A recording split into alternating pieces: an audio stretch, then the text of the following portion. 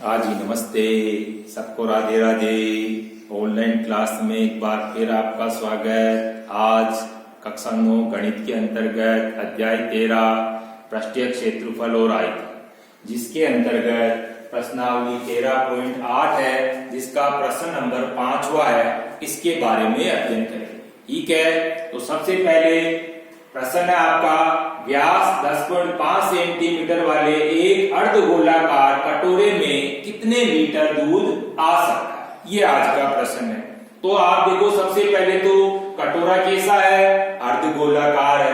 पहली शर्त तो आकृति आपके अर्धगोले के रूप में हो गई, ठीक है ना। और दूसरा, इसमें व्यास दिया हुआ है 10.5 सेंटीमीटर।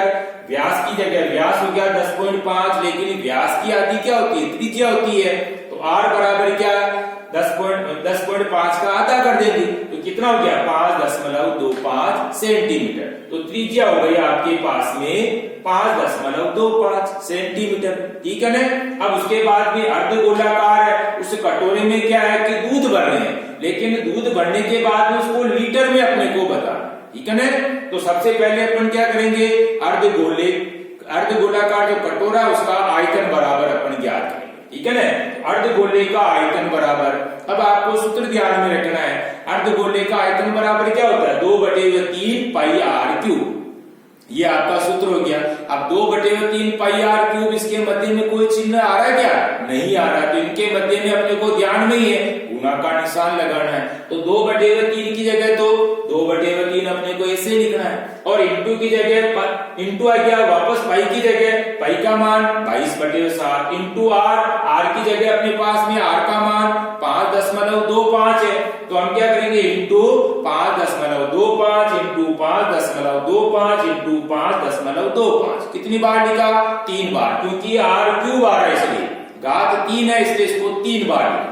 तो हमने सूत्र में क्या किया, मान रख दिया, यानी 2/3 इंटू 22/7 इंटू 5.25 इंटू 5.25 इंटू 5.25, ठीक है। अब आप सबसे पहले दशमलव को हटा दीजिए। तो दशमलव को हटाया, दशमलव के बाद देखो आप ऊपर 2 अंक आ रहे हैं, दशमलव के बाद में 2 अंक है, तो बटे हुए में क्या हो जाएगा आपके 100 हो जाएगा, क्योंकि दशमलव के बाद में 2 अंक है, तो नीचे भी आपको 2 जीरो लगा देंगे, इस तरह से ये 100 बन जाएगा। इसी तरह से वापस यहाँ भी दशमलव के बाद में 2 अंक है, इसलिए अपन इस दशमलव को हटाएंगे, तो यहाँ नीचे क्या कर देंगे, इसको 2 जीरो लगाएंगे, यानी ये 100 हो जाएगा। इसी तरह से यहाँ पर दशमलव के बाद में यहाँ भी 2 अंक आ रहा है, इसलिए दशमलव हटाएंगे तो नीचे क्या हो जाएगा, आपके 100 हो जाएगा। यानी दशमलव के बाद में जितने अंक आते हैं, दशमलव को हटाने के बाद में उतने ही जीरो नीचे की तरफ अपने को लगाना, यानी ऊपर से हटाएंगे तो नीचे की तरफ जीरो लगाना, और अगर नीचे से अपन दशमलव को हटा रहे हैं तो ऊपर की तरफ जीरो लगाना, ध्यान में ही है। तो इसी तरह से अपने को क्या ध्यान रखना है, ये दशमलव यहाँ से हटाया तो दशमलव के बाद में 2 अंक का, इसलिए नीचे क्या हो गया, 2 जीरो लगे, 100 हो गया, ठीक है ना। तो यानी ऊपर तो क्या रह गया, 525 बटे हुए में क्या हो गया, 100। इसी तरह से यहाँ पर 525 बटे हुए में क्या हो गया, 100, और इसी तरह से यहाँ 525 और नीचे क्या हो गया, आपके 100 हो गया, क्योंकि दशमलव हटाया इसीलिए, ठीक है ना। अब ये जिस तरह से काटती वैसे काट दीजिए। जैसे सबसे पहले 3 से काटा, 3 एकम 3, और 3 से 525 को काटा तो 175 बार कट गया, ठीक है। फिर वापस 7 से काटा, 7 से 7 को काटा तो 1 बार, और 7 से 175 को काटा तो 25 बार कट गया, ठीक है। फिर वापस 25 से 25 एकम 25, और 25 से इसको काटा 100 को, तो 25 चौक 100, 4 बार ये कट गया।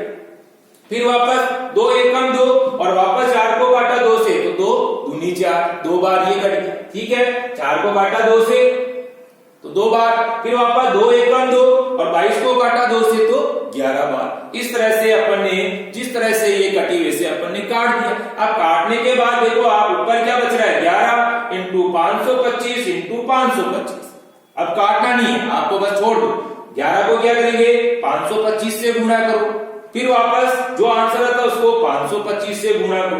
तो गुणा करने के बाद में हमारे पास में ऊपर की तरफ कितनी संख्या आ गई, देखो आप 30,31,875, ठीक है ना।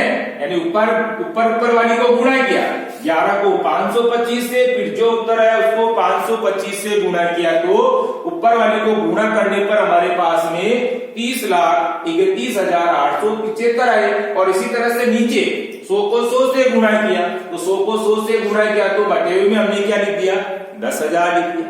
ऊपर वाले को ऊपर वाले से गुणा, नीचे वाले को नीचे वाले से गुणा करना, ठीक है। गुणा करने पर हमारे पास ये संख्या ही वो लिख दिया, यानी 30,31,875 बटे हुए 10,000। अब नीचे कितने जीरो आ रहे, 4 जीरो आ रहे, तो हम क्या करेंगे, ऊपर 4 अंक छोड़ के दशमलव लगा देंगे, यानी इकाई की तरफ से छोड़ना है, ठीक है ना। तो इकाई की तरफ से अपना 1 2 3 4 ये 4 अंक छोड़ दिया, तो हमारे पास में ये दशमलव यहां लग गया, तो अपन उत्तर लिखेंगे तब कितना हो जाएगा, 303.1875 सेंटीमीटर क्यूब। ये क्या हो गया, अर्धगोले का आयतन बराबर होगा, ठीक है ना। आयतन कितना आ गया, 303.1875 सेंटीमीटर क्यूब। आयतन की इकाई का भी अपने को ध्यान रखना है ना, इकाई यानी या तो घन लगा दीजिए या घात के रूप में 3 लिख दीजिए, ठीक है। पूछा सेंटीमीटर में, इसलिए अपन ने सेंटीमीटर क्यूब कर दिया। अब आपको ये क्या है, लीटर में पूछ रहा है, लीटर में पूछ रहा है, तो अपने को ये इकाई ध्यान में रखने वापस, क्योंकि 1000 सेंटीमीटर क्यूब बराबर होता है 1 लीटर, ठीक है ना। लीटर में बदल रहे हैं तो अपने को ये भी ध्यान में रखना है, क्योंकि 1000 सेंटीमीटर क्यूब बराबर क्या होता है, 1 लीटर, इसलिए 1 सेंटीमीटर क्यूब बराबर 1/1000, और इसलिए 303.1875 सेंटीमीटर क्यूब बराबर क्या हो जाएगा, 1/1000 इंटू 303.1875, ठीक है। अब यहां से दशमलव हटाए तो दशमलव के बाद में कितने अंक आ रहे हैं, दशमलव के बाद में 4 संख्या आ रही है, 4 अंक आ रहे हैं, तो नीचे अपन क्या करेंगे, बटे में 4 जीरो और लगा देंगे, तो नीचे क्या हो गया आपके 10,000 हो जाएगा, ठीक है ना। दशमलव के बाद में ऊपर अपने 4 अंक आ रहे हैं, इसलिए दशमलव हटाएंगे तो नीचे 4 जीरो, यानी नीचे क्या हो गया आपके 10,000 हो गया, ठीक है। अब आपको ऊपर वाले को ऊपर वाली से गुणा करना, तो गुणा करने पर आपके पास में देखो कितनी संख्या हो गई, ऊपर वाली को गुणा करने पर आपके पास में 30,31,875 हो गई, और नीचे आपके देखो 10,000, तो ये इसको गुणा करने 1000 से, तो आपके 10,000 को 1000 से गुणा करने पर ये हो गया बटे में 1 करोड़।